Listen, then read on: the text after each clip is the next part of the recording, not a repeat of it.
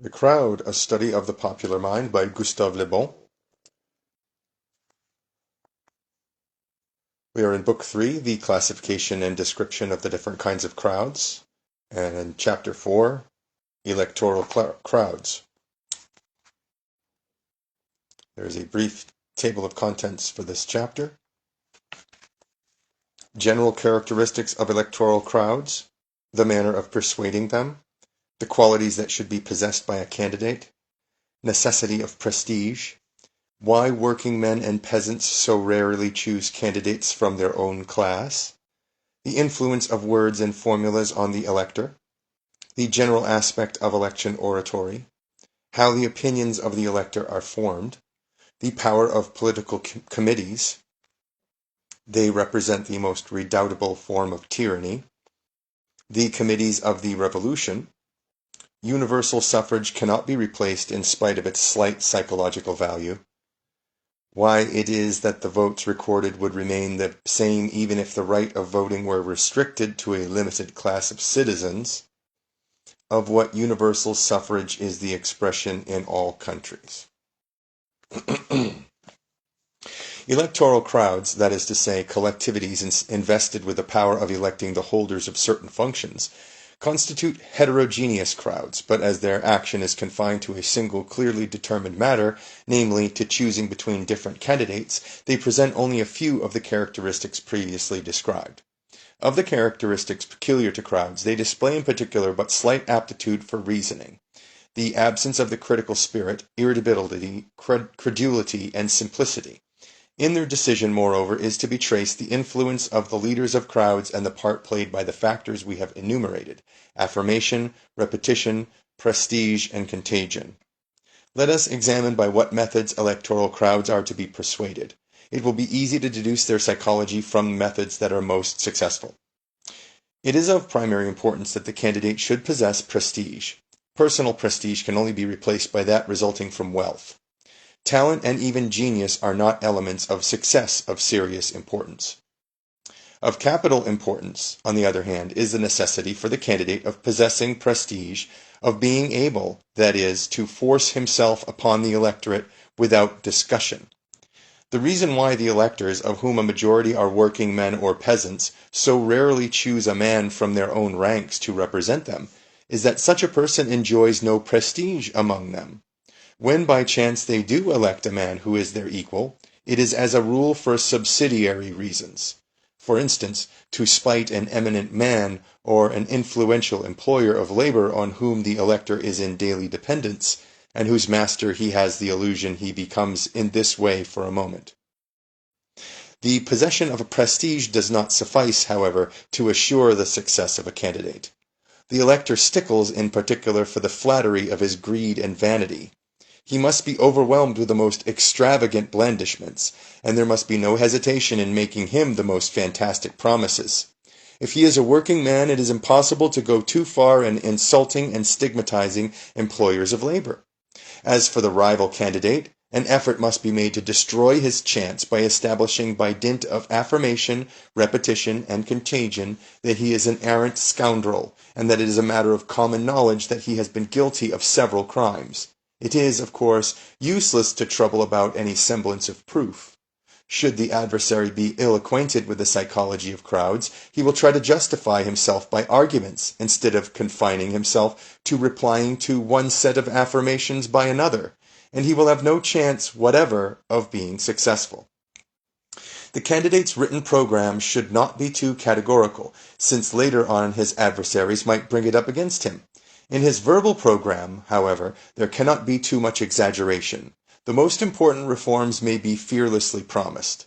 At the moment they are made, these exaggerations produce a great effect, and they are not binding for the future, it being a matter of constant observation that the elector never troubles himself to know how far the candidate he has returned has followed out the electoral program he applauded, and in virtue of which the election was supposed to have been secured.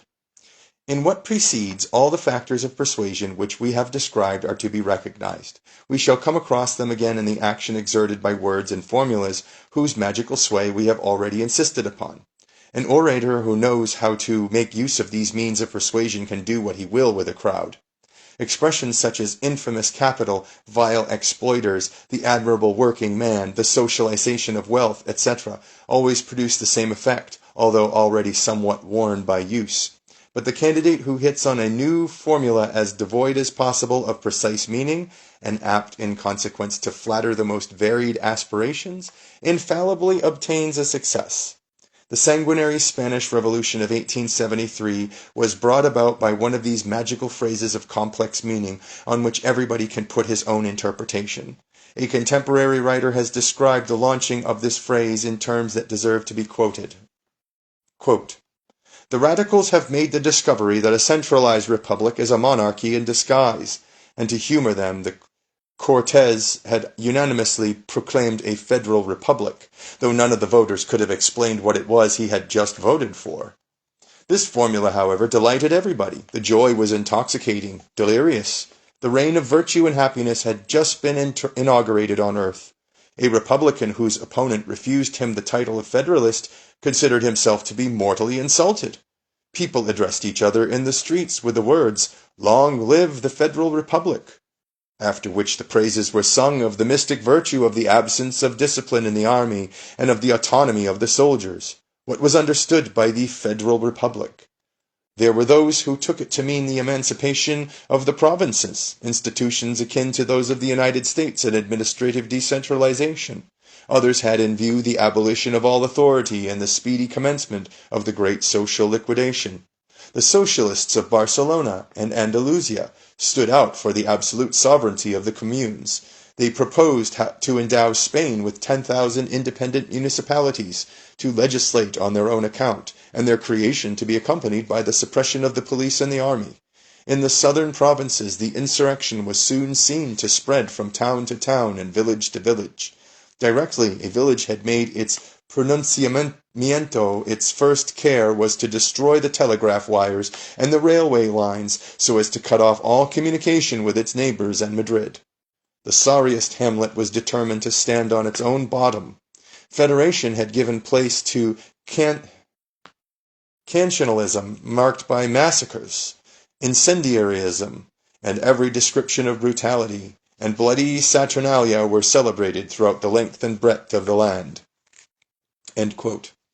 With respect to the influence that may be exerted by reasoning on the minds of electors, to harbor the least doubt on this subject can only be the result of never having read the reports of an electioneering meeting.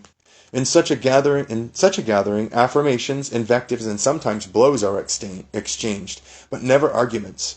Should silence be established for a moment, it is because someone present, having the reputation of a tough customer, has announced that he is about to heckle the candidate by putting him in one of those embarrassing questions which are always the joy of the audience. The satisfaction, however, of the opposition party is short-lived, for the voice of the questioner is soon drowned in the uproar made by his adversaries. The following reports of public meetings, chosen from hundreds of similar examples and taken from the daily papers, may be considered as typical.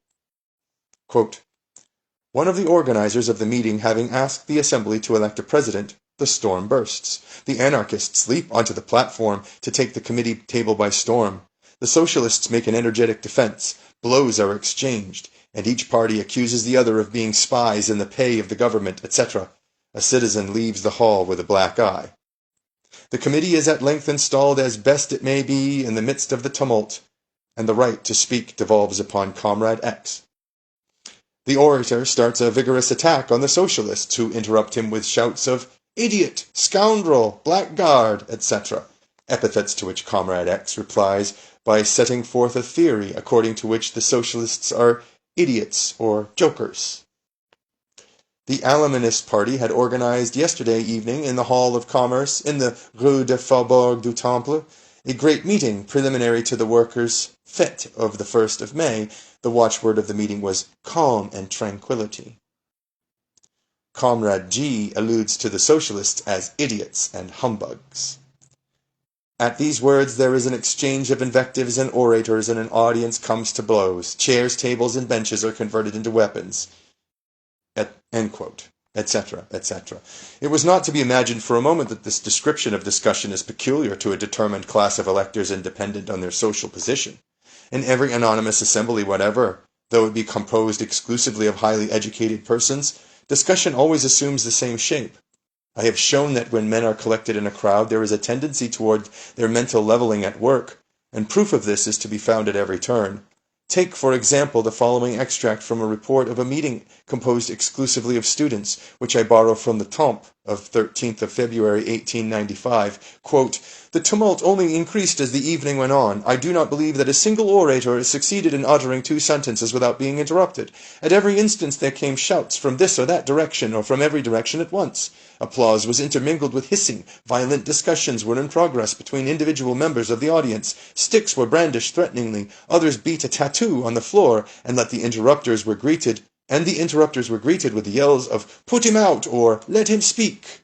Monsieur C. lavished such epithets as odious and cowardly, monstrous, vile, venal, and vindictive on the association which he wanted to destroy," etc., etc.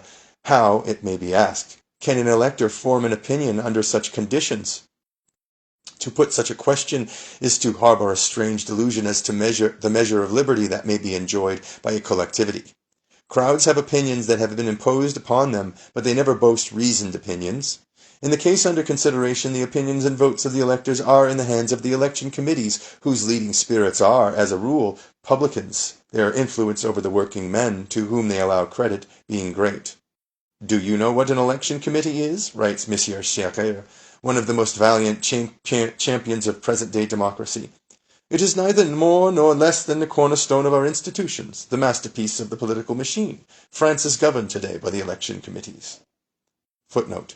Committees under whatever name, clubs, syndicates, etc., constitute perhaps the most redoubtable danger resulting from the power of crowds. They represent, in reality, the most impersonal and, in consequence, the most oppressive form of tyranny. The leaders who direct the committees, being supposed to speak and act in the name of a collectivity, are freed from all responsibility and are in a position to do just as they choose. The most savage tyrant has never ventured even to dream of such prescriptions as those ordained by the committees of the Revolution. Barras has declared that they decimated the convention, picking off its members at their pleasure. So long as he was able to speak in their name, Robespierre wielded absolute power. The moment this frightful dictator separated himself from them for reasons of a personal pride, he was lost. The reign of crowds is the reign of committees, that is, of the leaders of crowds. A severer despotism cannot be imagined. End footnote. To exert an influence over them is not difficult, provided the candidate be in himself acceptable and possess adequate financial resources. According to the admissions of the donors, 3 millions of francs suffered to secure the repeated elections of General Boulanger. Such is the psychology of electoral crowds. It is identical with that of other crowds, neither better nor worse. In consequence, I draw no conclusion against universal suffrage from what precedes. Had I to settle its fate, I should preserve it as it is for practical reasons, which are to be deduced in point of fact from our investigation of the psychology of crowds. On this account I shall proceed to set them forth. No doubt the weak side of universal suffrage is too obvious to be overlooked. It cannot be gainsaid that civilization has been the work of a small minority of superior intelligences, constituting the culminating point of a pyramid, whose stages, widening in proportion to the decrease of mental power, represent the masses of a nation. The greatness of a civilization cannot assuredly depend upon the votes given by inferior elements boasting solely numerical strength. Doubtless, too, the votes recorded by crowds are often very dangerous. They have already cost us several invasions, and in view of the triumph of socialism, for which they are preparing the way, it is probable that the vagaries of popular sovereignty will cost us still more dearly. Excellent, however, as these objections are in theory, in practice they lose all force, as will be admitted if the invincible strength be remembered of ideas transformed into dogmas. The dogma of the sovereignty of crowds is as little defensible, from the philosophical point of view, as the religious dogmas of the Middle Ages, but it enjoys at present the same absolute power they formerly enjoyed. It is unattackable in consequence, as in the past were our religious ideas. Imagine a modern freethinker miraculously transported into the midst of the Middle Ages. Do you suppose that, after having ascertained the sovereign power of the religious ideas that were then in force, he would have been tempted to attack them? Having fallen into the hands of a judge disposed to send him to the stake, under the imputation of having concluded a pact with the devil, or of having been present at the witch's Sabbath, would it have occurred to him to call in question the existence of the devil or of the Sabbath? It were as wise to oppose cyclones with discussion as the beliefs of crowds. The dogma of universal suffrage possesses, today, the power the Christian dogmas formerly possessed. Orators and writers allude to it with respect and adulation that never fell to the share of Louis XIV. In consequence, the same position must be taken up with regard to it as well as with regard to all religious dogmas. Time alone can act upon them. Besides, it would be the more useless to attempt to undermine this dogma, inasmuch as it has an appearance of reasonableness in its favor. In an era of equality, Tocqueville justly remarks, men have no faith in each other on account of their being all alike, yet this same similitude gives them almost limitless confidence in the judgment of the public, the reason being that it does not appear probable that, all men being equally enlightened, truth and numerical superiority should not go hand in hand. Must it be believed that with a restricted suffrage, a suffrage restricted to those intellectually capable if it be desired, an improvement would be effected in the votes of crowds? I cannot admit for a moment that this would be the case, and that for the reasons I have already given touching the mental inferiority of all collectivities, whatever their composition. In a crowd, men always tend to the same level, and on general questions, a vote recorded by 40 academicians is no better than that of 40 water carriers. I do not in the least believe that any of the votes for which universal suffrage is blamed, the re-establishment of the empire, for instance, would have fallen out differently had the voters been exclusively recruited among learned and liberally educated men. It does not follow because an individual knows Greek or mathematics, is an architect, a veterinary surgeon, a doctor, or a barrister, that he is endowed with a special intelligence of social questions. All our political economists are highly educated, being for the most part professors or academicians, yet there is a single general question, protection, bimetallism, etc., on which they have succeeded. Is there a single general question on which they have succeeded in agreeing? The explanation is that their science is only a very attenuated form of our universal ignorance. With regards to social problems, owing to the number of unknown quantities they offer, men are substantially equally ignorant. In consequence, were the electorate solely composed of persons stuffed with sciences, their votes would be no better than those emitted at present. They would be guided in the main by their sentiments and by party spirit. We should be spared none of the difficulties we now have to contend with, and we should certainly be subjected to the oppressive tyranny of castes. Whether the suffrage of crowds be restricted or general, whether it be exercised under a republic or a monarchy, in France, in Belgium, in Greece, in Portugal, or in Spain, it is everywhere identical, and when all is said and done, it is the expression of the unconscious aspirations and needs of the race. In each country, the average opinions of those elected represent the genius of the race, and they will be found not to alter sensibly from one generation to another.